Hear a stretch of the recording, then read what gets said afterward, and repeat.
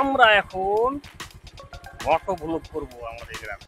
ফেসটা দিয়ে ভিডিও শুরু করলাম এই কারণে যে আসলে ফেস ভ্যালু ছাড়া সোশ্যাল মিডিয়ায় ফেসবুক বলেন আর ইউটিউব বলেন কোনোটাই কিন্তু কোনো ফেস ভ্যালু না থাকলে আসলে মূল্য পাওয়া যায় না বা পরিচিত পাওয়া যায় না।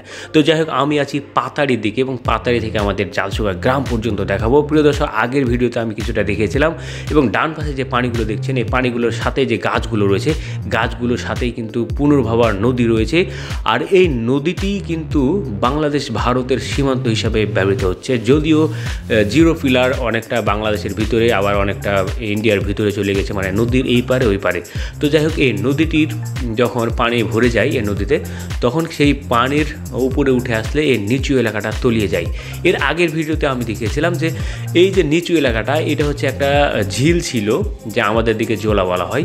কিন্তু এই কালের বিবর্তে এইখানে কিন্তু যখন খরা মৌসুম হয় তখন পানি এক ফোঁটাও থাকে না, তখন হচ্ছে ধান চাষ করা হয়। একটা সময় থাকতো যখন এখানে শাপলা থাকতো, শাপলা ফুটে থাকতো, কোনো সময় পানি শুকাতো না, কিন্তু কালের বিবর্তে হারিয়ে গেছে সেই রূপ লাবণ্য এই ঝিলের। যাই হোক, এখন নদীর পানি উঠে আসায় পানিতে মানে তলিয়ে গিয়েছে, যার কারণে দৃশ্যটা ফুটে উঠেছে। এবং ওই পারে যে গাছগুলো দেখতে পাচ্ছেন ওই গাছগুলি মূলত ইন্ডিয়ার। এবং আমাদের এই যে উঁচু রাস্তাটা এটা হচ্ছে একটা বন্যা বাঁধ এবং একটা নতুন পাকা রাস্তা তৈরি করা হয়েছে। একটা সময় আমাদের এই এলাকায় কোনো পাকা রাস্তা তো দূরের কথা, একটা দুঃস্বপ্ন ছিল এলাকার যাতায়াতের জন্যে। তো গত বছর এই রাস্তাটি তৈরি করা হয়েছে। সীমান্তের সবচেয়ে গুরুত্বপূর্ণ একটা রাস্তা এত বছর পাকা হয়নি, গত বছর পাকা হয়েছে এবং রাস্তাটি অনেক সুন্দর করে তৈরি করা হয়েছে, অনেক উঁচু, আসলে দেখতে অনেকটা নিচু হলেও বিশাল উঁচু এই রাস্তাটি, একটা একই সাথে বন্যা বাঁধ।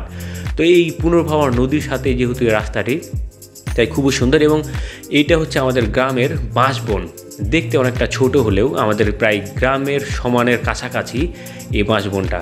এবং বামে আম বাগান এবং এই সোজা আমাদের গ্রাম, মানে এখান থেকে আমাদের গ্রাম শুরু, আমাদের গ্রামের ভিতরেই পড়ে এই বাঁশবনটা, বিশাল আকার। আসলে এই ছোট্ট ভিডিওতে দেখা সম্ভব নয়, আগের ভিডিওগুলো দেখলে হয়তো বা কিছুটা ধারণা পাবেন। প্রিয় দর্শক, দেখতে দেখতে আমি ভিডিওর প্রায় শেষ প্রান্তে চলে এসেছি। ভিডিওটি ভালো লাগলে অবশ্যই আমার সাথে থাকুন, ফলো দিয়ে সাথে থাকুন। Thank you so much. আর আপনার পছন্দের কোনো জায়গা থাকলে কমেন্ট বক্সে কমেন্টস করুন। ধন্যবাদ।